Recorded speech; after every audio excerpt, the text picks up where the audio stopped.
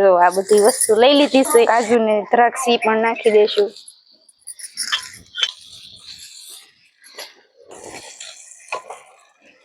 Mix કરી નાખશું તો આપડા પુલાવ। હેલો મિત્રો, કેમ છો બધા? મજામાં ને? તો મજામાં જ રહેવાનું છે। સ્વાગત છે તમારું બધાનું મારા નવા બ્લોગમાં। તો આજે આપણે બનાવવાના છે પુલાવ ભાત, અને મસ્ત આપણે પુલાવ ભાત બનાવવાના છે। તો આપણે બધી તૈયારી પણ કરી લીધી છે, ને આપણે તૈયારી કરી છે। જો આ બધી વસ્તુ લઈ લીધી છે, ડુંગળી, ટમેટા, કોથમરી ને લસણ ને મરચાં ને એવું બધું લીધું છે, ને આપણે બાસમતી ચોખા લીધા છે, એટલે આને કાજુ અને દ્રાક્ષી પણ લઈ લીધું છે। અને આપણે પાણી ગરમ થઈ ગયું છે ને, તો આપણે આ ચોખા ધોઈને આપણે વરી દેશું, અને પછી આપણે ચોખા બફાય ને ત્યાં સુધીમાં આપણે મસાલા કટિંગ કરી લઈશું। તો બના રહેજો મારા વિડીયોમાં, અને વિડીયો મારો પૂરો જોજો। તો આપણે છે ને આ ભાત પેલા છે ને ધોઈ નાખશું મસ્તીના, સરસ મજાના। આપણે પાણી પણ નળમાં આવશે તો આપણે પાણી ભાત ધોઈ નાખશું। તો આપણે છે ને ફટાફટ ભાત ધોઈ નાખશું મસ્તીના, અને પાણી પણ આપણું ગરમ થઈ ગયું છે, તો ધોઈને આપણે વરી દઈશું। તો આપણે બધા મસાલા સરસ મજાના કટિંગ થઈ ગયા છે, અને બધા મસાલા પણ આપણે લઈ લીધા છે।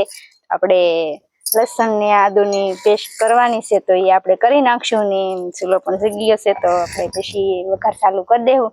અને એમાં આપણા ભાત પણ સરસ મજાના બફાઈ ગયા છે। જુઓ,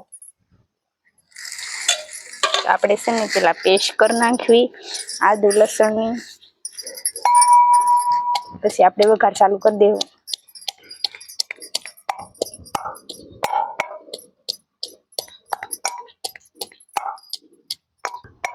તો આપણે આદુ લસણ ની પેસ્ટ કરી નાખી છે, તો હવે આપણે બકડિયું મેક દેવું ચૂલે, ને પછી આપણે વઘાર ચાલુ કરી નાખશું।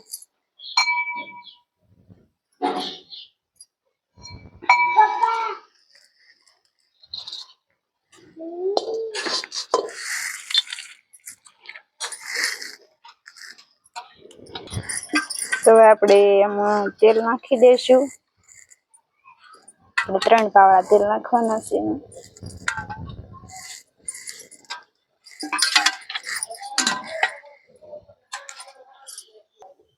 તો આપણે તેલ ગરમ થાય ને ત્યાં સુધીમાં તમને કહી દઉં કે આપણે એટલો મસાલો લીધો છે। તો આપણે પેલા છે ને આ મસાલો નાખવાનો છે, તમાલપત્ર ને લવિંગ ને તજ ને, પછી આપણે આદુ લસણ નાખવાનું છે, મરચાં ટમેટા ને ડુંગળી કોથમરી ને એવું બધું લઈ લીધું છે, અને આપણે ધાણા જીરું છે, વઘાણી છે, ને હળદર છે।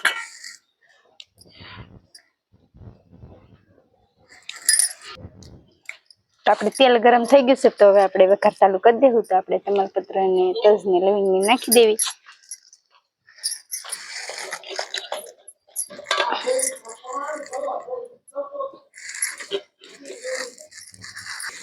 પછી આપણે 1 ચમચી વઘાણી નાખી દેશું। વઘાણી સરસ ફૂટી જાય પછી આપણે ડુંગળી નાખી દેશું, અને આપણે સરસ મજાના મસ્ત પુલાવ ભાત બનાવવાના છે। તો આપણે સરસ મજાનું મિક્સ કરી નાખશું। તો પછી આપણે હવે લસણ ને આદુ નાખી દઈશું, અને લસણ ને આદુ નાખીને સરસ મજાનું ચડવા દેવાનું છે।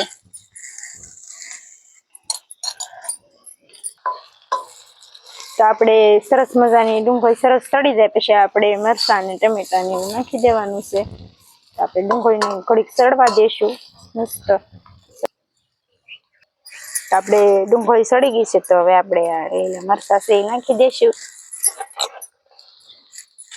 અને ટમેટા પણ નાખી દઈશું। સરસ મિક્સ કરી નાખશું બધું।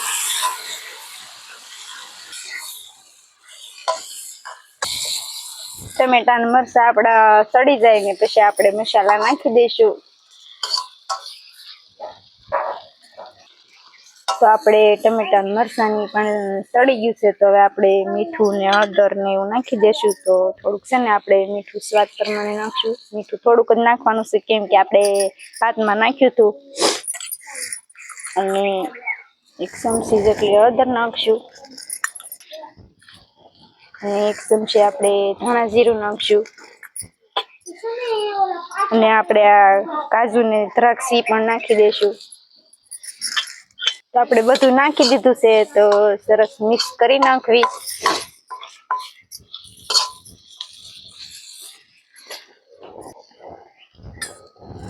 તો આપણે 2 ચમચા જેટલું પાણી નાખવાનું છે એમાં, એટલે આપણા મસાલા છે એ બળે નહીં.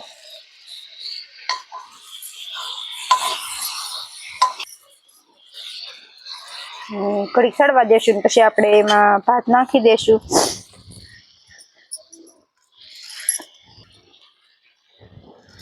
ત્યાં આપણે છે ને એક લીંબુનો રસ છે ને એ આપણે કાઢી લઈશું.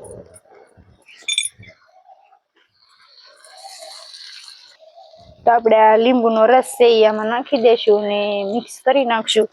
પછી આપણે બાફેલા ભાત છે ને એ આમાં નાખી દઈશું.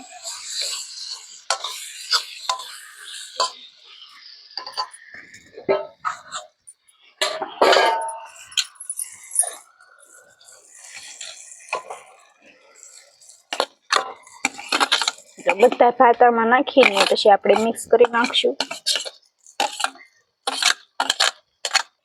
તો આપણે બધા ભાત નાખી દીધા છે, તો આપણે હારી પેટનું બધું મિક્સ કરી નાખશું ને પછી આપણે ધાણા જીરું ને કોથમરી ને નાખી દઈશું.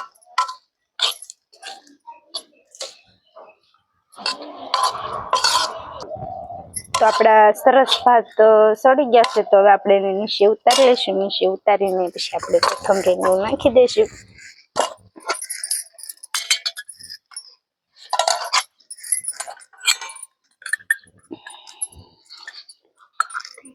થોડાક આપણે ધાણા જીરું નાખશું અને કોથમરી નાખી દઈશું.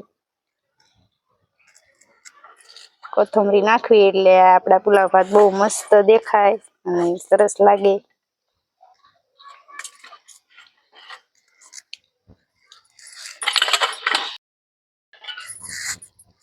તો આપણે સરસ કોથમરી નાખીને મિક્સ કરી નાખશું. તો આપણા પુલાવ ભાત બની આપણે આમાં કાજુ ને દ્રાક્ષ ને એવું બધું નાખ્યું છે અને મસ્ત ભાત બન્યા છે ને તમે જોઈ શકો છો. અને સરસ મજાના ભાત આપણા બનીને તૈયાર છે.